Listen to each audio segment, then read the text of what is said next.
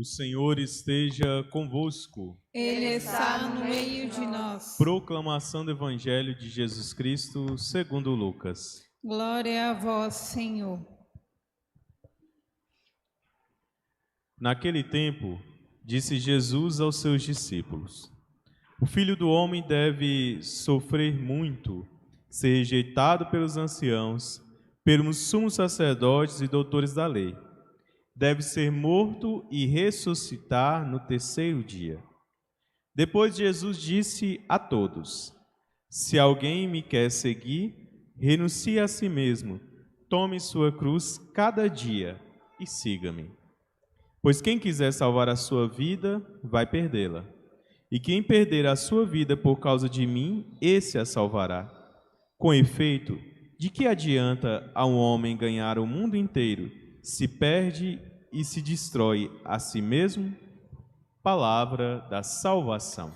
Glória a vós, Senhor.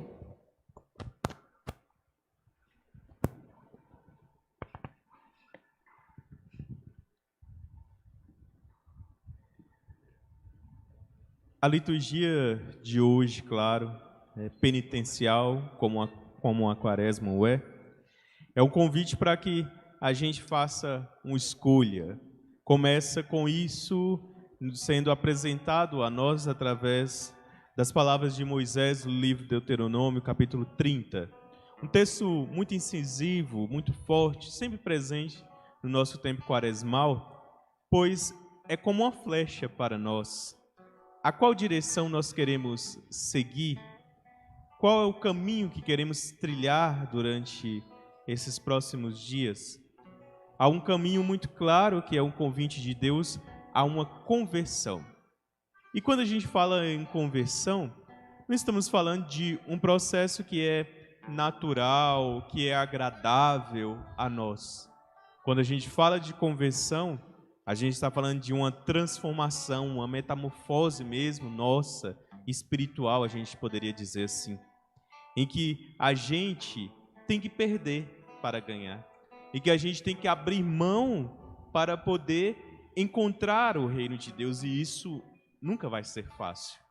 É por isso que nessa liturgia em que se apresenta a escolha para nós, o Evangelho nos apresenta Jesus, dizendo não só aos seus discípulos, é muito claro o Evangelho, São Lucas nos mostrando os dois momentos da fala de Jesus. Primeiro, ele diz aos seus discípulos qual é o destino do seu anúncio e da sua missão. A entrega de Jesus não é uma entrega que acontece por acaso. De repente, Jesus é surpreendido no Monte das Oliveiras pelos soldados e fala: o que está acontecendo aqui? Não, Jesus já tinha consciência de tudo aquilo que iria acontecer com ele. Essa consciência lhe vem porque ele sabe que aqueles que defendem a verdade, aqueles que trilham o caminho da justiça, aqueles que promovem a caridade, dificilmente são aceitos pelas veredas estreitas do pecado, da ignorância e de tantas outras realidades que estão presentes no mundo e que não aceitam esta realidade do reino de Deus presente no meio de nós, como nós cantamos na aclamação ao Evangelho. O reino está próximo e por isso é preciso que nós passemos por este processo de conversão. Quando fala próximo, a gente não pode achar que é uma dimensão temporal, porque talvez a gente pode cair no desespero, talvez a gente pode cair na descrença e dizer: o Senhor está demorando, como aquele servo que achou isso e começou a viver de qualquer maneira. Quando nós falamos o reino de Deus está próximo, é muito no sentido da espiritualidade, desta proximidade de que o reino de Deus se faz verdadeiro no cotidiano das nossas vidas. E por isso Jesus vai nos lembrar no Evangelho que nós precisamos abraçar a cruz a cada dia, a cada momento, a cada instante da nossa existência. Não é um processo que acontece: olha, eu dormi não convertido, eu dormi sem abraçar a cruz de Cristo e acordei no outro dia totalmente plenificado. É lógico que existem momentos fortes da nossa espiritualidade. Quem já passou por isso consegue dizer isso de maneira muito clara, de um momento, de um instante em que algo se clareou às suas vistas, algum milagre lhe tornou claro a presença, a vontade de Deus em seu coração. Mas a gente não pode se prender a isso, não é aquele momento que nos tornou convertido, porque a conversão, porque esta adesão à vontade de Deus vai acontecer dia após dia, passo a passo, até chegarmos no dia em que a gente não vai precisar mais de quaresma. A quaresma é uma realidade temporal, é uma realidade para nós que estamos aqui nesta caminhada.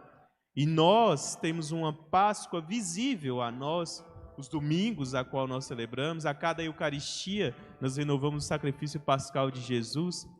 E, claro, a Páscoa, a data mesmo, pascal para nós, litúrgica, mas existirá uma Páscoa plena.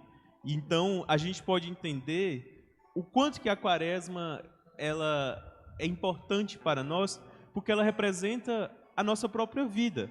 Se para a Páscoa litúrgica nós caminhamos durante um tempo quaresmal, para contemplarmos a Páscoa definitiva do Pai, então poderíamos, não é nada absurdo a gente dizer que nós estamos nessa grande quaresma, que é a existência, que é um tempo contínuo de jejum, um tempo contínuo de penitência, um tempo contínuo de uma verdadeira conversão dos nossos corações à vontade de Deus. Muitas vezes, quando nós ouvimos este evangelho de nosso Senhor Jesus Cristo, e ele nos fala sobre a dimensão da cruz, logo nos vem à mente o martírio, a entrega de nosso Senhor Jesus Cristo, a sua morte. Mas a cruz foi um sinal de morte para nosso Senhor Jesus Cristo e para tantos outros que também, muitas vezes, ou pela justiça dos homens, ou até mesmo por injustiça, passaram por este suplício. Mas para nós cristãos, a cruz não é mais um sinal da morte, mas é o sinal da obediência. É o sinal daquilo que nós fazemos e que nos planifica da vontade de Deus. E a obediência, muitas vezes, ela vai de encontro àquilo que nós queremos. E como é bom quando isso acontece, como é bom quando a gente sente prazer em estar na casa de Deus, quando a gente sente prazer em celebrar a caridade com os nossos irmãos, quando a gente sente prazer em fazer o nosso jejum, a nossa penitência. Mas, muitas vezes, a obediência, e grande parte das vezes, a obediência talvez será para nós um sinal de desapego, um sinal de abnegação. E o que significa isso? Será sinal para nós de que nós contemplaremos em nós aquilo que nós rezamos no Pai Nosso, que seja feita não a nossa vontade, mas a vontade de Deus. Porque talvez, em algum momento ou outro, eu não tenha vontade de ir à missa, mas eu sei que eu tenho que ir, porque ela é importante para mim, ela é importante para a minha espiritualidade.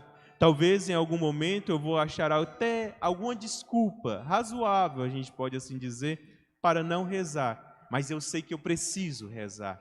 Talvez eu vou achar também alguma oportunidade que não vai ser preciso fazer a caridade, mas só de fazer a caridade eu já sei que estou fazendo a vontade de Deus. E aí está a cruz, que é a dimensão da obediência, de saber que nós estamos fazendo aquilo que Deus nos pede.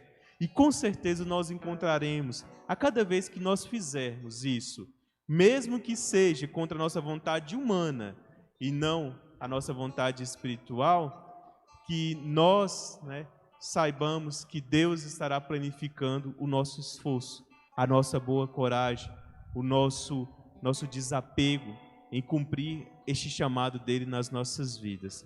E é claro que, como sempre dizemos, nós não estamos sós nessa caminhada, porque quando Cristo diz, tomai sobre vós a vossa cruz, parece que ele está jogando a responsabilidade sobre nós, e não é. Porque, na verdade, a maior de todas as cruzes, o maior de todo o sofrimento, ele já passou por cada um de nós. Então, o que ele está dizendo é: os sofrimentos, as dificuldades, os desafios, a boa vontade de cada um que se coloca a serviço do reino de Deus será planificado por aquele que é o maior de todos os sinais, que é o sinal da sua entrega, da sua obediência à vontade de Deus. Por isso, a cruz é para nós o motivo da alegria espiritual nossa, pois nós nos encontramos nela como um sinal de redenção, como cantamos no Salmo responsorial, que aquele que se confia à vontade de Deus é plenamente feliz. E isso é verdade, porque a felicidade não está em estar privado dos sofrimentos, das dificuldades.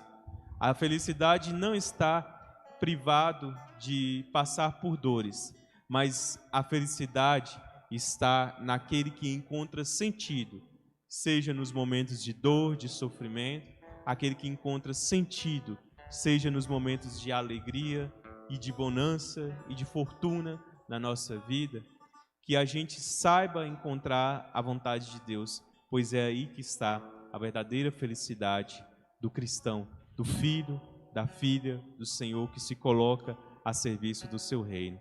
Que esta felicidade possa permear o nosso coração, para que a gente celebre essa quaresma litúrgica, a nossa quaresma espiritual, a nossa vida, neste grande vale que nos colocamos, para nos encontrarmos com o nosso Deus e dizermos a Ele: aqui estamos, Senhor, e tudo o que nós fizemos foi de bom grado.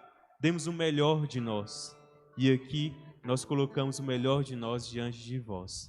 Que a gente possa fazer este exercício espiritual através da Eucaristia, através da nossa oração pessoal, para nos encontrarmos plenamente com essa vontade de Deus e fazermos essa experiência da verdadeira conversão que o Senhor apresenta a todos nós. Assim o seja.